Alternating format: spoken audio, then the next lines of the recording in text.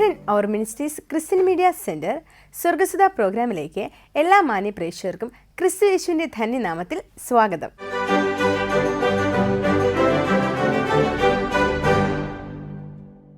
ധ്യാനവചസ്, ദൈവസംഗീതം, സുബിൻസ് counselling talk, കുട്ടികളും ഞാനും, ദൈവസന്നിധി തുടങ്ങിയ 5ഓളം സെഗ്മെൻറ്റുകൾ കോർത്തിണക്കിയ പ്രോഗ്രാമാണ് സ്വർഗസുധ. കഴിഞ്ഞ എപ്പിസോഡുകളിൽ നിങ്ങൾക്കേവർക്കും അനുഗ്രഹപൂർണ്ണമായെന്ന് കരുതുന്നു. അധികം മുഖവുരവൊന്നും കൂടാതെ തന്നെ നമുക്ക് പ്രോഗ്രാമിലേക്ക് പ്രവേശിക്കാം. ആദ്യ സെഗ്മെന്റ് ധ്യാനവചസ്. എല്ലാവരും പ്രാർത്ഥനയോടും വിശ്വാസത്തോടും കൂടെ ആയിരിക്കുക.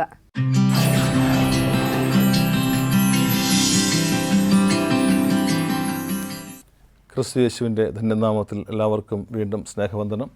ഒരു പ്രാവശ്യം കൂടെ നിങ്ങളോടൊത്ത് ആയിരിക്കാൻ തക്കവണ്ണം ദൈവം സഹായിച്ചുവല്ലോ. ക്രിസ്ത്യൻ മീഡിയ സെൻറ്ററിലൂടെ ദൈവവചനം കേൾക്കുവാൻ തക്കവണ്ണം ഒരുങ്ങുന്ന എല്ലാവരെയും സർവശക്തനായ ദൈവം അനുഗ്രഹിക്കട്ടെ. വളരെ പ്രാർത്ഥനയോടുകൂടി അല്പസമയം കർത്താവിൻ്റെ തിരുവചനം കേൾക്കുവാൻ തക്കവണ്ണം ഒരുങ്ങാം. ഇന്നത്തെ ചിന്തയ്ക്കായി എടുത്തിരിക്കുന്ന തിരുവചന വേദഭാഗം സദൃശവാക്യങ്ങളുടെ പുസ്തകം 10-ാം അധ്യായത്തിൻ്റെ 1-ാമത്തെ വാക്യം. അവിടെ പ്രകാരം വായിക്കുന്നു: ജ്ഞാനമുള്ള മകൻ അപ്പനെ സന്തോഷിപ്പിക്കുന്നു, ഭോഷനായ മകൻ അമ്മയ്ക്ക് വ്യസന ഹേതുവാകുന്നു. ക്രിസ്തുവിൽ പ്രിയമുള്ളവരെ, മക്കളെക്കുറിച്ച് ഓർത്ത് വിലപിക്കുന്ന ഒത്തിരി മാതാപിതാക്കളെ നമ്മൾ കാണാറുണ്ട്. ഇങ്ങനെ ഒരു മകന് ഞാൻ ജന്മം കൊടുത്തുള്ളൂ എന്ന് ചിന്തിച്ച് ഭാരപ്പെടുന്ന മാതാപിതാക്കളെ നമുക്ക് കാണുവാൻ തക്കവണ്ണം കഴിയുന്നുണ്ട്. ഈ അടുത്ത കാലത്ത് നമ്മൾ കണ്ട് ഒരു അപ്പനും അമ്മയും കൂടെ ചേർന്ന് സ്വന്തം മകനെ കട്ടിലിൽ കെട്ടിയിട്ട് തലക്കടിച്ച് കൊന്ന അനുഭവത്തെക്കുറിച്ച് നമ്മൾ വായിച്ചു കേട്ടു. അപ്പനും അമ്മയും പറഞ്ഞത്, ഈ മകനെ കൊണ്ട് ഞങ്ങൾ ഇനി ജീവിക്കാൻ പറ്റാത്ത അവസ്ഥയായിപ്പോയി, അതുകൊണ്ട് ചെയ്യേണ്ടി വന്നു എന്നുള്ളത്. നമുക്കറിയാം, ഇന്ന് മാതാപിതാക്കളുടെ നിയന്ത്രണങ്ങളിൽ നിന്ന് മാറി മക്കൾ ഇന്ന് മറ്റാരുടെയൊക്കെ നിയന്ത്രണങ്ങളുടെ കീഴിലായി പോകുന്ന ഒരു കാലഘട്ടത്തിലാണ് ഞാനും നിങ്ങളും എല്ലാവരും ആയിരിക്കുന്നത്. നമുക്കറിയാം, എല്ലാ മാതാപിതാക്കളും ആഗ്രഹിക്കുന്നത് നമ്മുടെ മക്കൾ നല്ലവരായിരിക്കണം, നല്ല കുട്ടിയാകണം, നല്ല ഭാവി ലഭിക്കണം, നല്ല ജീവിത സാഹചര്യം ഉണ്ടാകണം. പക്ഷേ പലപ്പോഴും ഇന്ന് മാതാപിതാക്കൾ മക്കളെ ഓർത്ത് വിലപിക്കേണ്ടുന്ന ഒരവസ്ഥയിലേക്ക് ലോകം മാറിയിരിക്കുകയാണ്. വഴിപിഴിച്ചു പോകുന്ന മക്കളുടെ എണ്ണം ഇന്ന് ഏറെ വർദ്ധിക്കുന്നുണ്ട്. എന്നാൽ പ്രിയമുള്ളവർ, നമ്മൾ വായിച്ചു കേട്ട വേദഭാഗത്തിൽ ശലോമോൻ ജ്ഞാനികളിൽ ജ്ഞാനിയായ ശലോമോൻ പറയുന്നത്, ജ്ഞാനമുള്ള മകൻ അപ്പനെ സന്തോഷിപ്പിക്കുന്നു, ഭോഷനായ മകൻ അമ്മയ്ക്ക് വ്യസന ഹേതുവാകുന്നു. പ്രിയമുള്ളവരെ, ഞാൻ ചോദിക്കട്ടെ, ഇന്ന് എത്ര മക്കൾ ചിന്തിക്കുന്നുണ്ട്, ഞാൻ മുഖാന്തരം എൻ്റെ അപ്പനും അമ്മയും സന്തോഷിക്കണം, ഞാൻ മുഖാന്തരം എൻ്റെ അപ്പൻ്റെയും അമ്മയുടെയും കണ്ണിൽ നിന്നും ഒരു തുള്ളി കണ്ണീർ പോലും വീഴാൻ പാടില്ല എന്ന് ചിന്തിക്കുന്ന എത്ര മക്കളുണ്ട്? പ്രിയമുള്ളവരെ, ഇന്ന് ഈ വചനം കേൾക്കുന്ന മക്കളായ നിങ്ങളോട് എനിക്ക് പറയുവാനുള്ളത്, നിങ്ങൾ നിമിത്തം നിങ്ങളുടെ മാതാപിതാക്കളുടെ കണ്ണിൽ നിന്നും ഒരു തുള്ളി കണ്ണീർ പോലും വീഴുവാൻ ഇടയാക്കരുത്. അവിടെ പഠിപ്പിക്കുന്നത് ജ്ഞാനമുള്ള മകൻ അപ്പനെ സന്തോഷിപ്പിക്കുന്നു എന്നുള്ളതാണ്. പ്രിയമുള്ളവർക്ക്, നമുക്ക് ഇന്ന് പല കുടുംബങ്ങളിലും മക്കളെ ഓർത്ത് നീറി കരയുന്ന അമ്മമാരുടെ അപ്പന്മാരുടെ എണ്ണം ഇന്ന് ഏറെ വർദ്ധിച്ചിരിക്കുകയാണ്. നമുക്കറിയാം, വിശുദ്ധ കൽപ്പന നൽകുമ്പോൾ കർത്താവ് നൽകിയ കൽപ്പനയിൽ, മനുഷ്യനോട് സംസാരിക്കുന്ന കൽപ്പനകളിൽ ആദ്യം പറഞ്ഞിരിക്കുന്നത് എന്താണ്? നിനക്ക് നന്നായിരിക്കാനും ദീർഘായുസ്സുണ്ടാകുവാനും നിൻ്റെ അപ്പനെയും അമ്മയും ബഹുമാനിക്കുക. ഇന്ന് പല മാതാപിതാക്കളും പറയുന്നത്, എൻ്റെ മകൻ എൻ്റെ മകൾ എന്നെ ബഹുമാനിച്ചില്ല എങ്കിലും അവരെന്നെ വേദനിപ്പിക്കാതിരുന്നാൽ മതിയെന്നാണ് പല അപ്പനും അമ്മയും. കാരണം അത്രമാത്രം അവർ വേദന അനുഭവിക്കുന്നുണ്ട്. എന്നെ ബഹുമാനിച്ചില്ലെങ്കിലും വേണ്ട, എന്നെ ഒന്ന് വേദനിപ്പിക്കാതിരുന്നാൽ മതിയെന്ന് പറഞ്ഞ് കരയുന്ന അപ്പനെയും അമ്മയും നമുക്കിന്ന് പലയിടങ്ങളിലും കാണുവാൻ തക്കവണ്ണം കഴിയുന്നുണ്ട്. പ്രിയമുള്ളവരെ, ഓർക്കുക, മാതാപിതാക്കളെ വേദനിപ്പിക്കുന്ന അനുഭവത്തിൽ മക്കൾ ഒരിക്കലും ആയിപ്പോകരുത്. കാരണം എന്താണ്? വിശുദ്ധ വേദപുസ്തകം പഠിപ്പിക്കുമ്പോൾ അപ്പനെ വേദനിപ്പിച്ച 2 മക്കളുടെ ജീവിതവും അവർക്കുണ്ട അനുഭവങ്ങളെക്കുറിച്ച് വളരെ വ്യക്തമായി പഠിപ്പിക്കുന്നുണ്ട്. മറ്റാരുമെല്ലാം വിശുദ്ധ ബൈബിളിലെ ഏലി പുരോഹിതൻ്റെ മക്കളായിരിക്കുന്ന കൊഹ്നിയും ഫീനഹാസും. അതായത് നമുക്കറിയാം, അവർ അപ്പൻ്റെ വാക്കുകൾ കേൾക്കാതെ ജീവിച്ച അനുഭവത്തെക്കുറിച്ച് പഠിക്കുന്നുണ്ടല്ലേ. മക്കളുടെ വഴിവിട്ട ജീവിത നിമിത്തം നമുക്കറിയാം ഒത്തിരി വേദന അനുഭവിക്കേണ്ടുന്ന ഒരു പിതാവാണ് ഏലി പുരോഹിതൻ. നമുക്കറിയാം, മക്കൾ അനുസരണയില്ലാത്തവരായി തെറ്റുകൾ ചെയ്ത് ജീവിക്കുന്ന സമയത്ത് അപ്പൻ പറയുന്ന ചില വാക്കുകളുണ്ട്. 1 ശമൂവേലിൻ്റെ പുസ്തകം 2-ാം അധ്യായത്തിൻ്റെ 22-23 വാക്കുകളിൽ അവിടെ രേഖപ്പെടുത്തിയിട്ടുണ്ട്. അവിടെ പറയുന്നത് ഇങ്ങനെയാണ്: നിങ്ങളുടെ ദുഷ്പ്രവൃത്തികൾ നിമിത്തം ഈ ജനമൊക്കെയും പറഞ്ഞത് ഞാൻ കേൾക്കുന്നു. മക്കളെ ഓർക്കുക, നല്ലത് ചെയ്താൽ പോലും അഭിനന്ദിക്കുന്ന ഒരു ലോകമല്ല നമ്മുടെ മുന്നിലുള്ളത്. അങ്ങനെയെങ്കിൽ നമ്മൾ മോശക്കാര്യങ്ങൾ ചെയ്തു കഴിഞ്ഞാലോ ചീത്തയായ കാര്യങ്ങൾ ചെയ്താലോ തെറ്റുകൾ ചെയ്താലോ അത് ആവർത്തിച്ച് പറയപ്പെടും. അവിടെയെല്ലാം നമ്മുടെ അപ്പനും അമ്മയും ഒരുപാട് വേദനിക്കേണ്ടുന്ന അനുഭവങ്ങൾ ഉണ്ടാകുമെന്ന് നമുക്ക് വ്യക്തമായിട്ടറിയാം. നമുക്കറിയാം, ഏലി എന്ന അപ്പൻ പറയുകയാണ്, നിങ്ങളുടെ ദുഷ്പ്രവൃത്തികൾ നിമിത്തം ഈ ജനമൊക്കെയും പറഞ്ഞു കേൾക്കുന്നത് എന്ത്? അങ്ങനെ അരുത് മക്കളെ, അങ്ങനെ അരുത് മക്കളെ, മക്കൾ തെറ്റ് ചെയ്യുമ്പോൾ അപ്പൻ പറയണം, അരുത് മക്കളെ. നമുക്കറിയാം ഇന്ന് നമ്മുടെ മക്കൾ അല്ലേ ഏറ്റവും കേൾക്കുവാൻ ഇഷ്ടപ്പെടാത്തൊരു വാക്കാണ് അരുത് എന്നുള്ളത് അല്ലേ. അതായത് ഇന്നത്തെ തലമുറ പോകരുത്, ചെയ്യരുത് അല്ലെ, പറയരുത്, തിന്നരുത്, കുടിക്കരുത് പറഞ്ഞു കഴിഞ്ഞാൽ അല്ലെ അത് കേൾക്കുവാൻ ഇന്ന് നമ്മുടെ കുഞ്ഞുങ്ങൾ കൂട്ടാക്കുന്നില്ല. നമുക്കറിയാം 1-ാമത്തെ സങ്കീർത്തനം പഠിക്കുന്ന ദുഷ്ടന്മാരുടെ ആലോചന പ്രകാരം നടക്കരുത്, പാപികളുടെ വഴിയിൽ നിൽക്കരുത്, പരിഹാസികളുടെ ഇരിപ്പിടത്തിൽ ഇരിക്കരുത് അല്ലെ. അരുത് എന്ന വാക്കുകൾ നമുക്ക് അവിടെയും കാണുവാൻ തക്കവണ്ണം കഴിയുന്നുണ്ടെന്ന്. അരുത് എന്ന വാക്ക് കേൾക്കുവാൻ മക്കൾക്ക് അത്ര താല്പര്യമില്ല. അങ്ങനെ പറഞ്ഞാൽ തന്നെയും അവർ പറയുന്നത് എന്താണ്, ഞാൻ ചെയ്താലെന്താ, ഞാൻ പറഞ്ഞാലെന്താ, ഞാൻ പോയാലെന്താ അല്ലേ, ഞാൻ കണ്ടാലെന്താ അല്ലേ, തിരിച്ച് മറു ചോദ്യം ചോദിക്കുന്ന. പണ്ട് കാലഘട്ടത്തിൽ അങ്ങനെയല്ലായിരുന്നില്ല. അപ്പനും അമ്മയും പറഞ്ഞാൽ അത് അനുസരിക്കും. ഇന്ന് മറു ചോദ്യം ചോദിച്ച് മാതാപിതാക്കളെ വേദനിക്കുന്ന മക്കൾ. ഓർക്കുക പ്രിയമുള്ളവരെ, അരുത് എന്ന് പറയുന്ന കാര്യങ്ങൾ പൂർണ്ണമായും അത് ഉൾക്കൊള്ളുവാൻ തക്കവണ്ണം കഴിയണം. ഇവിടെ എന്താ സംഭവിച്ചത്? ഏലിയുടെ മക്കൾ അല്ലേ അരുത് എന്ന വാക്ക് ലംഘിച്ചുകൊണ്ട്, അപ്പൻ്റെ വാക്ക് ലംഘിച്ചുകൊണ്ട് അവർ ജീവിക്കുന്നുണ്ട്. സംഭവിച്ചെന്താണ്? ഒരു ദിവസം തന്നെ ഈ കൊഹ്നിയും ഫീനഹാസും 2 മക്കളും മരണപ്പെടുകയാണ്. ദാരുണമായി മരണപ്പെടുകയാണ്. എന്താണ്? അപ്പൻ്റെ വാക്കുകൾ കേൾക്കാതെ അവർ മുൻപിലേക്ക് പോയി. മക്കൾ മാത്രമല്ല, ഈ മക്കളുടെ മരണവാർത്ത അറിഞ്ഞ് അപ്പനായ ഏലിയും അല്ലേ പുറകിലേക്ക് വീണ് കഴുത്തൊടിഞ്ഞ് മരിക്കുന്ന അനുഭവത്തെക്കുറിച്ച് വേദപുസ്തകം വളരെ വ്യക്തമായി പഠിപ്പിക്കുന്നില്ലേ. അപ്പൻ്റെ അറുതി എന്ന വാക്കിനെ ധിക്കരിച്ച് അല്ലെ മക്കൾ 2 പേരും മരണപ്പെട്ടു അല്ലേ. 2 കൈകളും ചേർത്ത് കെട്ടി, 2 കാലുകളും ചേർത്ത് കെട്ടി അല്ലേ ശവപ്പെട്ടിക്കകത്തടച്ച അല്ലേ 6 മണ്ണിലേക്ക് അവരെ ഇറക്കി വെക്കേണ്ടി വന്നു അല്ലേ. അവർ ഇനി അപ്പൻ്റെ വാക്ക് കേൾക്കുവാൻ ഒരു അവസരം പോലും ഈ ഭൂമുഖത്ത് ഇല്ല അല്ല. അവർക്ക് ഇനി അപ്പൻ്റെ വാക്ക് കേൾക്കുവാൻ തക്കവണ്ണം ഒരു അവസരം ഇല്ല. പ്രിയമുള്ളവർക്ക്, നമ്മൾ ജീവിച്ചിരിക്കുമ്പോൾ തന്നെ അപ്പൻ്റെ അമ്മയുടെ വാക്കുകൾ കേൾക്കുവാൻ, അനുസരിക്കുവാൻ തക്കവണ്ണം നമുക്ക് മനസ്സുണ്ടാകണം. നമുക്ക് ദർശവാക്യങ്ങളുടെ പുസ്തകം പഠിക്കുമ്പോൾ അവിടെ കാണുന്നുണ്ട്, ഒരു മനുഷ്യൻ്റെ തൻ്റെ വഴികൾ അല്ലേ അവൻ്റെ വഴികൾ അവന് ചൊവ്വുള്ളതായി തോന്നാം, പക്ഷേ അതിൻ്റെ അവസാനമോ മരണ വഴികൾ അത്രയെന്ന് വേദപുസ്തകം പഠിപ്പിക്കുകയാണ് അല്ലേ. ഇവിടെ കൊഹ്നിയും ഫീനഹാസും മക്കൾ വിചാരിച്ചു ഞങ്ങളുടെ വഴികളാണ് ശരി. ഇന്ന് എല്ലാ മക്കളും ചിന്തിക്കുന്നതാണ് എൻ്റെ വഴി ശരി, ഞാൻ പോകുന്നതാണ് ശരി. പക്ഷേ ഓർക്കുക, ഇവിടെ പറയുന്നു അതിൻ്റെ അവസാനമോ മരണ വഴികൾ എത്ര. പ്രിയമുള്ളവർ ഓർക്കുക, അതുകൊണ്ട് ഈ വചനം കേൾക്കുന്ന എല്ലാ മക്കളോടും എനിക്ക് പറയുവാനുള്ളത്, നിങ്ങളോട് പറയുവാനുള്ളത്, നമ്മൾക്ക് ജന്മം നൽകിയ മാതാപിതാക്കൾ ഒരിക്കലും വേദനിക്കുവാൻ ആകരുത് അല്ല. അപ്പൻ സന്തോഷിക്കണം, അമ്മ സന്തോഷിക്കണം. ആ അനുഭവത്തിലേക്ക് നമ്മുടെ ജീവിതങ്ങളെ മാറ്റുവാൻ തക്കവണ്ണം കഴിയണം. നമുക്കറിയാം ഏലിയുടെ കാലഘട്ടത്തിൽ ജീവിച്ച, അല്ലെങ്കിൽ കൊഹ്നിയുടെയും ഫീനഹാസിൻ്റെയും ആ മക്കളുടെ കാലഘട്ടത്തിൽ ജീവിച്ച വ്യക്തിയാണ് ശമൂവേൽ ബാലൻ. പ്രിയമുള്ളവരെ, ആ ശമൂവേൽ ബാലനെ കുറിച്ച് പറയുന്നത് എങ്ങനെയാണ്? 1 ശമൂവേൽ 2-ാം അധ്യായത്തിൻ്റെ 26-ാമത്തെ വാക്യത്തിൽ വളരെ വ്യക്തമായി പഠിപ്പിക്കുന്നുണ്ട്. ശമൂവേൽ ബാലനോ വളരും തോറും യഹോവയ്ക്കും മനുഷ്യർക്കും പ്രീതിയുള്ളവനായി വളർന്നു. ദൈവത്തിനും മനുഷ്യർക്കും പ്രീതിയുള്ളവനായി ശലോമോൻ വളരുകയാണ്. അതേ സമയത്താണ് ഈ കൊഹ്നിയും ഫീനഹാസും പ്രിയമുള്ളവരെ അപ്പൻ്റെ വാക്ക് ധിക്കരിച്ച് ജീവിക്കുന്നു. 2 പേരും മരണപ്പെടുന്നു അല്ലേ. ദുരന്തം ആ കുടുംബത്തിനകത്ത് സംഭവിക്കുന്നുണ്ട്. അതൊരിക്കലും നമ്മുടെ ജീവിതത്തിൽ ഉണ്ടാകുവാൻ തക്കവണ്ണം പാടില്ല. നമ്മുടെ മാതാപിതാക്കൾ നമ്മളെ ഓർത്ത് സന്തോഷിക്കണം, അവർക്ക് ആനന്ദിക്കുവാൻ തക്കവണ്ണം കഴിയണം. ജ്ഞാനമുള്ള മകൻ അപ്പനെ സന്തോഷിപ്പിക്കുന്നു, ഭോഷനായ മകൻ അമ്മയ്ക്ക് വ്യസനഹേതുവായി തീരുന്നു. അതുകൊണ്ട് ജ്ഞാനമുള്ള മക്കളായി തിരുവാൻ തക്കവണ്ണം, ദൈവഹിത പ്രകാരം ജീവിക്കുവാൻ തക്കവണ്ണം എല്ലാ മക്കളെയും സർവശക്തനായ ദൈവം സഹായിച്ച് ശക്തീകരിച്ച് ബലപ്പെടുത്തി കാക്കുമാറാകട്ടെ. ആമേൻ.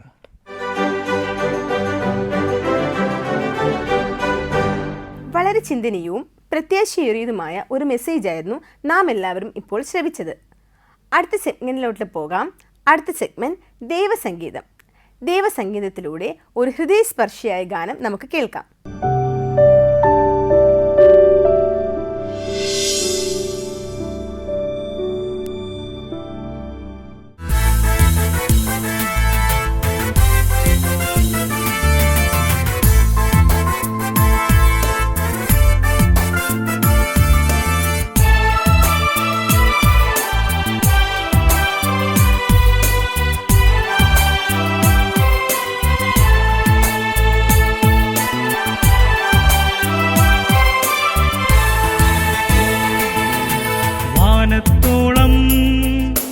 ഉയർന്നിടട്ടെ, കടലുകളെല്ലാം കടന്നിടട്ടെ.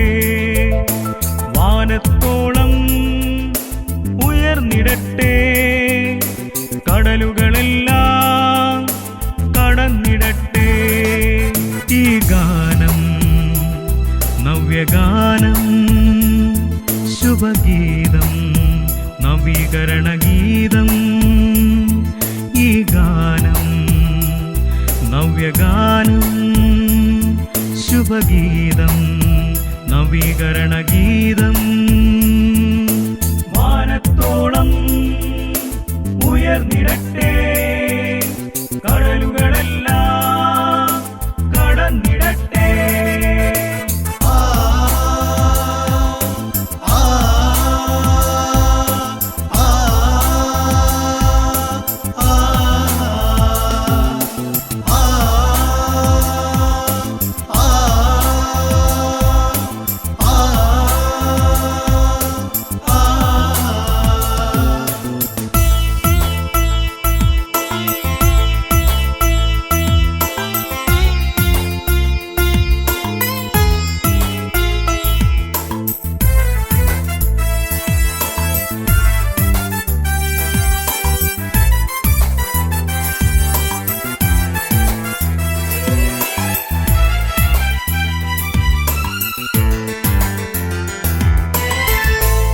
9 പതിറ്റാണ്ടിനകലെ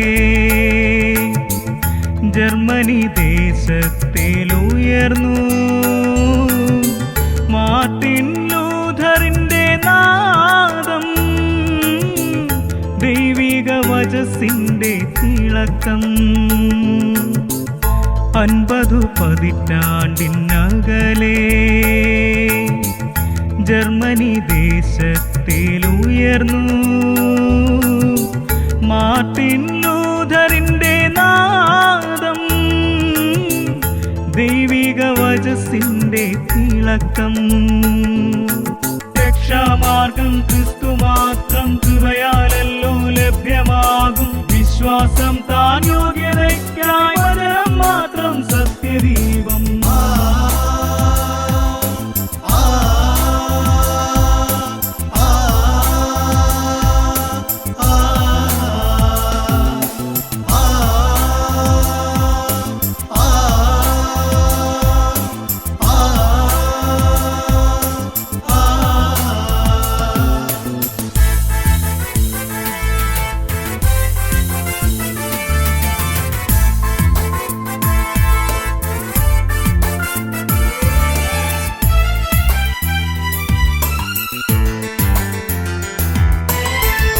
യുദ്ധശബ്ദം പോലെ മുഴങ്ങി വിറ്റൻബർഗിൻ വാതിൽ കുലുങ്ങി. റോമിന്റെ അടിത്തറ ഇളകി,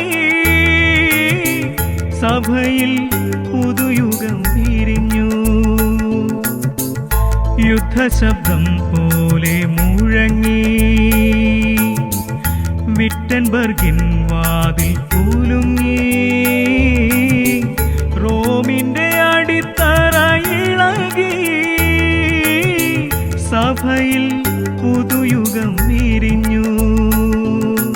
രക്ഷാമാർഗം ക്രിസ്തു മാത്രം, കൃപയാലല്ലോ ലഭ്യമാകും. വിശ്വാസം താൻ യോഗ്യതയ്ക്കായി, വചനം മാത്രം സത്യദീപം.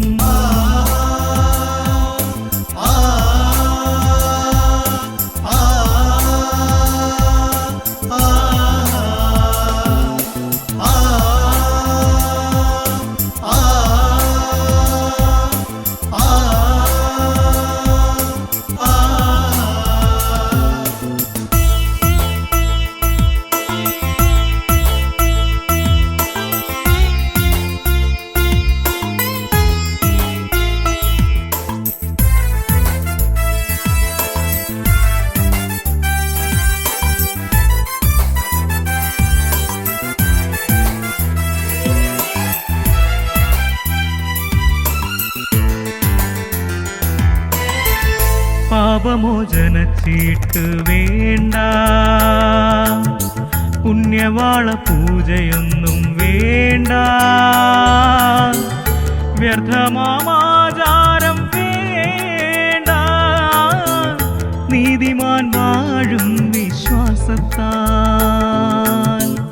പാപമോചന ചീട്ട് വേണ്ട, പുണ്യവാള പൂജയൊന്നും വേണ്ട. വ്യർത്ഥമാചാരം വേണ്ട, നീതിമാൻ വാഴും വിശ്വാസത്താൽ. രക്ഷാമാർഗം ക്രിസ്തു മാത്രം, കൃപയാലല്ലോ ലഭ്യമാകും. വിശ്വാസം താൻ യോഗ്യതയ്ക്കായി, വചനം മാത്രം സത്യദീപം. വാനത്തോളം ഉയർന്നിടട്ടെ, കടലുകളെല്ലാം കടന്നിടട്ടെ. വാനത്തോളം ഉയർന്നിടട്ടെ, കടലുകളെല്ലാം കടന്നിടട്ടെ.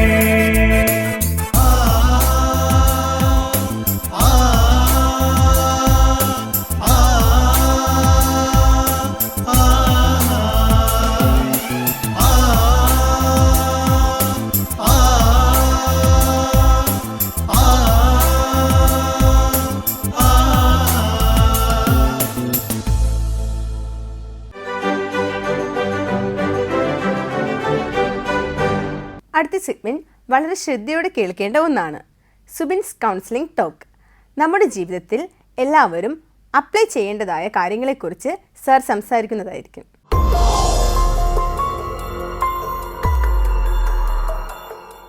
നിങ്ങൾക്കേവർക്കും കൗൺസിലിംഗ് ടോക്കിലേക്ക് സ്വാഗതം.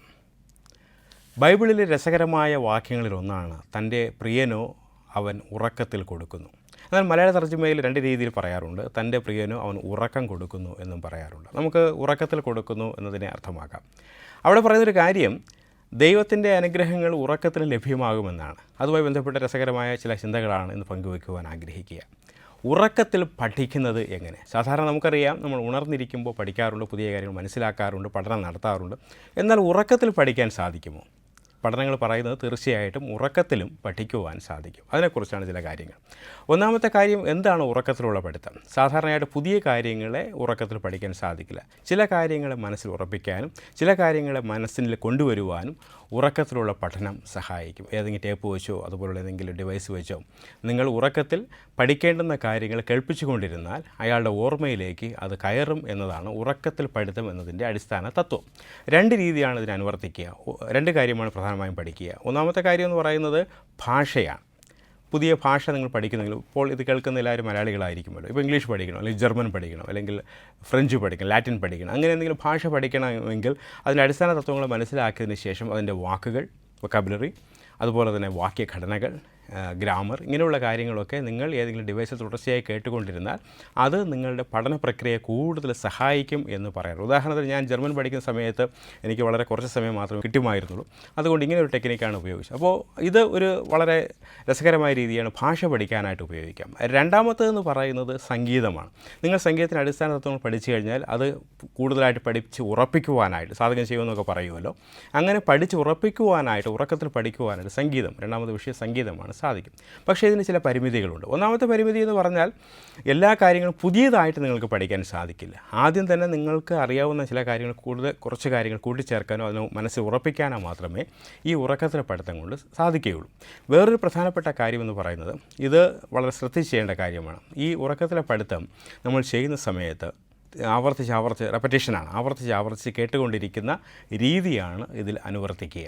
അങ്ങനെ ഇരിക്കുമ്പോൾ നിങ്ങളുടെ മുറിയിൽ നിങ്ങളല്ലാതെ മറ്റൊരാൾ കൂടെ ഉറങ്ങുന്നതിൽ ഒരിക്കലും ഇത് ചെയ്യരുത്. കാരണം അയാളുടെ ഉറക്കത്തിനെ ഇത് പ്രതികൂലമായി ബാധിക്കും. രണ്ടാമത്, നിങ്ങളും 1 മണിക്കൂറിൽ കൂടുതൽ ചെയ്യരുത്. 1 മണിക്കൂർ സെറ്റ് ചെയ്ത് വെച്ചിട്ട് വേണം കിടക്കാനായിട്ട്. കാരണം അതിൽ കൂടുതൽ കേട്ട് കഴിഞ്ഞാൽ നിങ്ങളുടെ ഉറക്കത്തിനെ സാരമായി ബാധിക്കും. നിങ്ങൾ എന്ത് ഉദ്ദേശത്തിനാണോ ചെയ്യുന്നത്, കാരണം നിങ്ങളുടെ ഉദ്ദേശം പഠിക്കണം എന്നുള്ളതാണ്, അതിന് നേർ വിപരീതമായ കാര്യമായിരിക്കും സംഭവിക്കുന്നത്. നിങ്ങളുടെ ഉറക്കത്തിനെ അത് തടസ്സപ്പെടുത്തും. അത് നിങ്ങളുടെ മൊത്തത്തിലുള്ള പഠനത്തെയും ബാധിക്കാൻ സാധ്യതയുണ്ട്. അതുകൊണ്ട് 1 മണിക്കൂർ മാക്സിമം, കുറേ സമയം എത്രയും വേണമെങ്കിലാകാം, മാക്സിമം 1 മണിക്കൂർ മാത്രമേ ചെയ്യാൻ പാടുള്ളൂ. മാത്രമല്ല വേറൊരു കാര്യം പ്രധാനമായിട്ട് ശ്രദ്ധിക്കേണ്ടത്, ഇത് തുടർച്ചയായിട്ടുള്ള ദിവസങ്ങളിൽ ചെയ്യരുത്. കുറച്ച് ദിവസം ചെയ്തതിന് ശേഷം ഇടയ്ക്കൊരു ഗ്യാപ്പ് ഇട്ടതിന് ശേഷം വീണ്ടും പോയി നിങ്ങൾക്ക് ഇത് ആവർത്തിക്കാവുന്നതാണ്. ഇത് പഠനത്തിൻ്റെ ഒരു പുതിയ രീതിയാണ്. ചിലർക്ക് താല്പര്യമുണ്ടെങ്കിൽ ഇത് പരീക്ഷിച്ച് നോക്കാവുന്നതാണ്.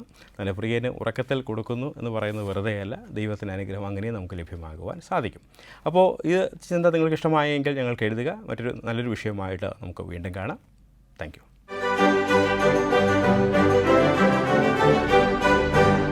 ഇപ്പോൾ കേട്ട കാര്യങ്ങളെല്ലാം നാം മനസ്സിലാക്കുകയും നമ്മുടെ പ്രവൃത്തിയിൽ മുന്നോട്ട് കൊണ്ടുപോകേണ്ടത് അത്യാവശ്യമാണ്. ഇനി നമ്മുടെ കൊച്ചു കൂട്ടുകാർ ആഗ്രഹിച്ചിരുന്ന സെഗ്മെന്റിലോട്ട് പോവുകയാണ്, കുട്ടിയോളും ഞാനും.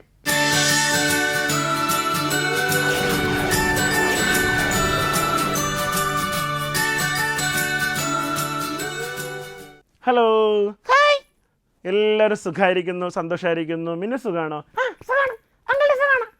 എനിക്ക് സുഖമാണ്. അപ്പോൾ ഇന്ന് ഒരുപാട് സന്തോഷമുണ്ട്. മിന്നു സന്തോഷമായിരിക്കുന്നോ? ഇന്ന് കഥ പറയില്ലെന്നാണ് മിന്നു ചോദിക്കുന്നത്. മിന്നിന് കഥ വലിയ ഇഷ്ടമാണോ? കഥയാണ് ഇഷ്ടം. കൂട്ടുകാർക്കും കഥയാണ് ഇഷ്ടം അല്ലേ? അപ്പോൾ എനിക്കറിയാം എല്ലാ കൊച്ചു കൂട്ടുകാർക്കും കഥ വലിയ ഇഷ്ടമാണ് അല്ലേ? അപ്പോൾ നമ്മളിന്നൊരു കഥ വീണ്ടും കേൾക്കാനായിട്ട് പോവുകയാണ്. ഇന്ന് നമ്മൾ മനസ്സിലാക്കാൻ പോകുന്ന കഥ യേശുപ്പച്ചൻ്റെ ജനനവുമായി ബന്ധപ്പെട്ട സമയത്തുള്ള ഒരു കഥയാണ് നമ്മളിന്ന് കേൾക്കാൻ പോകുന്നത്. യേശുപ്പച്ചൻ ജനിച്ചപ്പോഴത്തേക്ക് നമുക്കറിയാം അല്ലേ, യേശുപ്പച്ചന് ജനിക്കാൻ സ്ഥലം കിട്ടിയില്ല. പിന്നെ പുൽത്തൊഴുത്തിലാണ് പിന്നെ യേശുപ്പച്ചൻ ജനിച്ചതെന്നൊക്കെ നമുക്കറിയാം. അതുകൊണ്ടാണ് പുൽക്കൂടൊക്കെ കെട്ടുന്നത് ക്രിസ്മസിനൊക്കെ. അപ്പോൾ അതിനുശേഷം ഒരു സംഭവം ഉണ്ടായി അല്ലേ. ഹെരോദ രാജാവ് യേശുപ്പച്ചനെ കൊല്ലാനായിട്ട് പ്ലാനിട്ടു അല്ലേ, കൊന്നുകളയാനായിട്ട്. അപ്പോൾ ആ പ്ലാൻ അനുസരിച്ചിട്ട് എന്ത് ചെയ്തു, 2 വയസ്സിന് താഴെയുള്ള കുഞ്ഞുങ്ങളെയൊക്കെ കൊന്നുകളയാൻ വേണ്ടി ഒരു ഒരു പിന്നെ കൽപ്പന പുറപ്പെടുവിച്ചു യേശപ്പച്ചൻ അല്ലേ. എന്നിട്ട് പറയാം. അങ്ങനെ ആ സംഭവം നടക്കുന്ന സമയത്ത് യേശപ്പച്ചനെയും കുഞ്ഞു പൈതലായിരിക്കുന്ന യേശപ്പച്ചനെയും കൊണ്ട് അമ്മയും പപ്പയും ഓടി രക്ഷപ്പെടാൻ പോവുകയാണ്. അപ്പോൾ അവർ വന്ന കഴുതയും കൂട്ടി പിന്നെ യേശപ്പച്ചൻ്റെ അമ്മയും പപ്പയും, അപ്പോൾ കുഞ്ഞു പൈതലല്ലേ യേശപ്പച്ചൻ, അപ്പോൾ ആ പപ്പയും അമ്മയും എടുത്തുകൊണ്ടാണ് പോകുന്നത്. അങ്ങനെ അവിടെ നിന്ന് ഓടി രക്ഷപ്പെടുന്ന സമയത്ത് പുറകെ ഹെരോദ രാജാവിൻ്റെ പടയാളികളുണ്ടായിരുന്നു. അവരുടെ കയ്യിൽ എന്തുണ്ട്? വാളുണ്ട്. എന്തിനാ? കൊല്ലാനായിട്ട്. അപ്പോൾ അവരുടെ കയ്യിൽ വാളുണ്ട്. അവരുടെ കയ്യിൽ കിട്ടിയ യേശപ്പച്ചനെ കൊന്നു കളയാം, കുഞ്ഞു പൈതലിനെ കൊന്നു കളയും അല്ലേ. അപ്പോൾ അവരിങ്ങനെ നോക്കുമ്പോൾ പുറകെ ആളുണ്ട്. അവർ ഓടി വരുന്നപ്പോൾ ഒരു കാട്ടിലെത്തി കേട്ടോ. ഒരു കാട്ടിലെത്തി. ആ കാട്ടിലെത്തിയപ്പോൾ അവിടെ ഒരു ഗുഹ കണ്ടു. അവർ ആ ഗുഹയ്ക്കകത്ത് കയറി ഒളിച്ചിരിക്കാനായിട്ട് പദ്ധതിയിട്ടു. അങ്ങനെ അവർ ഗുഹയ്ക്കകത്തേക്ക് ഒളിച്ചിരിക്കാനായിട്ട് പോയപ്പോൾ ഗുഹയുടെ വാതിലിൽ ഒരു വല, അകത്ത് കയറാൻ പറ്റാത്ത വിധത്തിൽ. എന്നാൽ യേശപ്പച്ചൻ്റെ പപ്പ എന്ത് ചെയ്യുന്നറിയാമോ? ആ വലയൊക്കെ പൊട്ടിച്ചിട്ട് അകത്ത് കയറി അവിടെ ഒളിച്ചിരുന്നു. അപ്പോൾ ആ ഒളിച്ചിരുന്നപ്പോഴത്തേക്കും ആ വല നെയ്തത് ആരായിരിക്കും? ചിലന്തിയാണ്. നമുക്കറിയാം അല്ലേ, ചിലന്തിയാണ് വല നെയ്ത് വയ്ക്കുന്നത്. ഈ ചിലന്തിക്ക് വലിയ ദേഷ്യമായി. എൻ്റെ വല പൊട്ടിച്ചതാരാ? ഈ വല പൊട്ടിച്ച ആളെ എനിക്ക് ഇപ്പോൾ കടിക്കണം. അവന് ചിലന്തി കടിച്ചാൽ എന്ത് സംഭവിക്കും? വിഷം ഉണ്ടാവും അല്ലേ. അവന് വിഷം കൊടുത്ത് അവന് പിന്നെ രോഗിയാക്കി മാറ്റണം എന്ന് പറഞ്ഞ് ചിലന്തി എന്ത് ചെയ്യുന്നറിയാമോ? ഈ യേശപ്പച്ചനെയും പിന്നെ കുഞ്ഞു പൈതലായ യേശപ്പച്ചനെയും പപ്പയും അമ്മയെ കടിക്കാനായിട്ട് ചെന്നു. അപ്പോൾ കടിക്കാനായിട്ട് പോയിട്ട് ചിലന്തി നോക്കിയപ്പോൾ യേശപ്പച്ചൻ്റെ മുഖം കണ്ടപ്പോൾ നല്ല സുന്ദരനായ ഒരു കുഞ്ഞു വാവ. ആ പപ്പയമ്മയുടെ മുഖം നോക്കിയപ്പോൾ അവരെന്തോ ഭയന്നാണ് ഇരിക്കുന്നത്. അവരുടെ മുഖത്ത് നല്ല ഭയം. അപ്പോൾ ഈ ചിലന്തി പുറത്തേക്ക് ഇറങ്ങി നോക്കി. അപ്പോഴതാ പടയാളികൾ വാളും കൊണ്ടുവരുന്നു. അപ്പം ചിലന്തിക്ക് ഒരു കാര്യം മനസ്സിലായി. ഈ പടയാളികളിൽ നിന്നും രക്ഷപ്പെടാനായിട്ടാണ് ഇവർ ഈ ഗുഹയ്ക്കകത്ത് കയറിയത്. അപ്പോൾ ഈ കുഞ്ഞ് പിന്നെ പൈതലിനെയും പപ്പയും അമ്മയൊക്കെ രക്ഷിക്കണമെന്ന് ആർക്ക് തോന്നിയെന്നറിയാമോ? ചിലന്തിക്ക് തോന്നി. ചിലന്തി എന്ത് അറിയാമോ? ഈ വന്ന സമയത്ത് വാതിൽക്കലുണ്ടായിരുന്നത് പോലുള്ള ഒരു വലിയ വല നെയ്ത് വെച്ചു. അപ്പോൾ പടയാളികൾ വന്നിട്ട് ഈ ഗുഹ കണ്ടപ്പോൾ ഇതിനകത്ത് കാണും. അപ്പോൾ അവരെ പിടിച്ചെന്ത് ചെയ്യുക? കൊന്നുകളയാന്ന് വിചാരിച്ചു. അപ്പോഴാണ് ഒരു പടയാളി പറഞ്ഞു, എടാ അതിനകത്തേക്ക് കയറി വെറുതെ സമയം കളയണ്ട, അതിൻ്റെ അകത്ത് ആരും ഉണ്ടാവില്ല. നിനക്കെങ്ങനെ അറിയാം അതിൻ്റെ അകത്ത് ആരും ഉണ്ടാവില്ലെന്ന്? എടാ നോക്ക്, ആ വല പിന്നെ ആ വാതിൽക്കൽ മുഴുവനും വലയാണ്. അപ്പോൾ ആ വല പൊട്ടിക്കാതെ ആരെങ്കിലും അകത്ത് കയറാൻ പറ്റുമോ? അപ്പോൾ ഇവരകത്ത് പോയിട്ടുണ്ടെങ്കിൽ ആ വല പൊട്ടിയിരുന്നിരിക്കണം. ഇതാ നന്നായിട്ട് നെയ്ത് വെച്ചിരിക്കുന്ന വല. അപ്പോൾ അതിനകത്ത് ആരും പോയിട്ടില്ല എന്നർത്ഥം. ഇനി നമ്മൾ അതിൻ്റെ അകത്ത് കയറി സമയം കളയേണ്ട, നമുക്ക് പോകാമെന്ന് പറഞ്ഞു. അവർ എല്ലാവരും വീണ്ടും അന്വേഷിച്ച് ഓടിപ്പോയി. ആ ഗുഹയുടെ അടുത്ത് നിന്നും പോയി. അപ്പോൾ ശരിക്കും ആരാ രക്ഷിച്ചത്? ചിലന്തിയാണ് രക്ഷിച്ചത് അല്ലേ. ചിലന്തി വീണ്ടും വല നെയ്തത് കൊണ്ടാണ് അവരകത്തേക്ക് പ്രവേശിക്കാത്തത്. നമുക്ക് ആ യേശപ്പച്ചൻ്റെ മുഖം ഒന്ന് നോക്കിയപ്പോൾ തന്നെ പിന്നെ വിഷജന്തുവായ ചിലന്തി പോലും എന്ത് ചെയ്തു? നല്ല സ്നേഹത്തിൻ്റെ ഉടമയായി മാറി എന്നുള്ളതാണ് അല്ലേ. അപ്പോൾ നമ്മൾ യേശപ്പച്ചൻ്റെ മുഖത്തേക്ക് നോക്കുമ്പോൾ, എപ്പോഴും നോക്കുമ്പോൾ, പ്രാർത്ഥിക്കാനായിട്ട് എന്നും നോക്കുമ്പോൾ നമുക്ക് നമ്മുടെയൊക്കെ മനസ്സിലെ വിഷമങ്ങളും പിന്നെ മറ്റ് തെറ്റായ ചിന്തകളും എല്ലാം നമ്മിൽ നിന്നും മാഞ്ഞു പോകും അല്ലേ. നമ്മൾ നല്ല കുട്ടികളായി വളരും. അപ്പം നിങ്ങളെന്നും യേശപ്പച്ചനെ നോക്കി പ്രാർത്ഥിക്കണം. നന്നായിട്ട് പഠിക്കാൻ കഴിയും, നല്ല മക്കളായി വിജയിക്കാൻ കഴിയും, നല്ല ഭാവിയിലേക്ക് ഉയരാൻ കഴിയും. ദൈവം നിങ്ങളെ അനുഗ്രഹിക്കട്ടെ. അപ്പോൾ നമ്മൾ ഇന്നൊരു ചോദ്യമുണ്ട്. ചോദ്യം എന്നറിയാമോ? പറയുന്നത് അല്ലേ. അപ്പോൾ ഞാൻ പറയാം. പിന്നെ 2 വയസ്സിന് താഴെയുള്ള കുഞ്ഞുങ്ങളെയൊക്കെ കൊന്നുകളയാനായിട്ട് കൽപ്പനയിട്ടു. ആരാണ്? ഹെരോദ രാജാവ്. അത് ഏത് പുസ്തകത്തിൽ, എത്രാമത്തെ അധ്യായത്തിൽ, എത്രാമത്തെ വാക്യം ഒന്ന് കണ്ടുപിടിച്ചയക്കുക. അപ്പോൾ നിങ്ങൾക്ക് സമ്മാനമുണ്ട്. അതുവരെ നമുക്ക് പിന്നെയും കാണാം. Okay, bye by.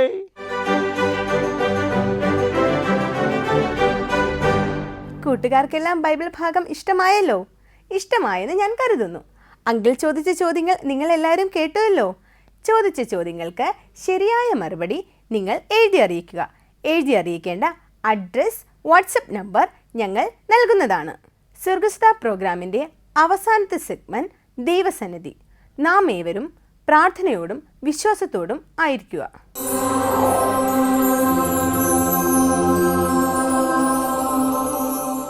പ്രാർത്ഥിക്കാം. കൃപയാൽ ഞങ്ങളെ ദിനംതോറും വഴി നടത്തി വരുന്ന ഞങ്ങളുടെ ദൈവമേ, സ്വർഗീയ നല്ല പിതാവേ, വാർദ്ധക്യാവസ്ഥയിൽ രോഗികളായിരിക്കുന്ന എല്ലാ മാതാപിതാക്കന്മാർക്കായി പ്രാർത്ഥിക്കുന്നു. കർത്താവെ, അവരായിരിക്കുന്ന ഇടത്തിൽ അവർക്ക് വേണ്ടുന്ന സൗഖ്യവും ആശ്വാസവും നന്മകളും കൊടുത്ത് അവരെ ബലപ്പെടുത്തണമെന്ന് പ്രാർത്ഥിക്കുന്നു. ദൈവമേ, പക്ഷപാതക്കാരോടും ചെകിടരോടും മുടന്തരോടും കരുണ കാണിച്ച കർത്താവെ, പ്രിയ മാതാപിതാക്കന്മാർ ആയിരിക്കുന്ന ഇടത്തിൽ ഭവനത്തിലായിരുന്നാലും ആശുപത്രിയിലായിരുന്നാലും മറ്റ് ആതുര ആലയങ്ങളിലായിരുന്നാലും അവർക്ക് തക്കതായ സൗഖ്യവും ആരോഗ്യവും നന്മകളും പകർന്ന് അവരെ അങ്ങ് ചേർത്ത് പിടിക്കുകയാണെന്ന് പ്രാർത്ഥിക്കുന്നു. വാർദ്ധക്യാവസ്ഥയിലും തടന്നു പോകാതെ കർത്താവ് കാത്തുകൊള്ളണം. നരയ്ക്കുവോളം നിങ്ങളെ ഞാൻ ചുമക്കാമെന്ന് പറഞ്ഞ കർത്താവ് അവരുടേതായ എല്ലാ ആവശ്യങ്ങളിലും മാനസികമായ പ്രശ്നങ്ങളിലും ജീവിത രീതികളിലും കർത്താവ് കൂടെ ഇരുന്ന് അവരെ അണയ്ക്കണമെന്ന് പ്രാർത്ഥിക്കുന്നു. സൗഖ്യദായനായ കർത്താവ് അവരെ ശിരസ് മുതൽ പാദം വരെ തൊട്ട് അവരെ സൗഖ്യമാക്കണം. എല്ലാവിധ നന്മകളാൽ നിറച്ച് പരിപാലിക്കണമെന്ന് പ്രാർത്ഥിക്കുന്നു.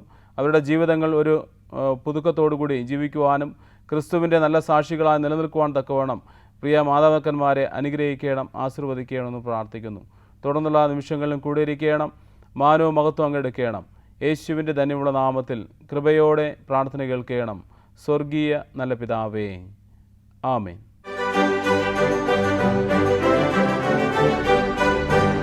ഈ പ്രോഗ്രാം നിങ്ങൾക്കേവർക്കും അനുഗ്രഹമായെന്ന് കരുതുന്നു. ഇത് ശ്രവിച്ച എല്ലാവർക്കും യേശുക്രിസ്തുവിന്റെ ധന്യനാമത്തിൽ സ്നേഹവന്ദനം അറിയിച്ചുകൊള്ളുന്നു.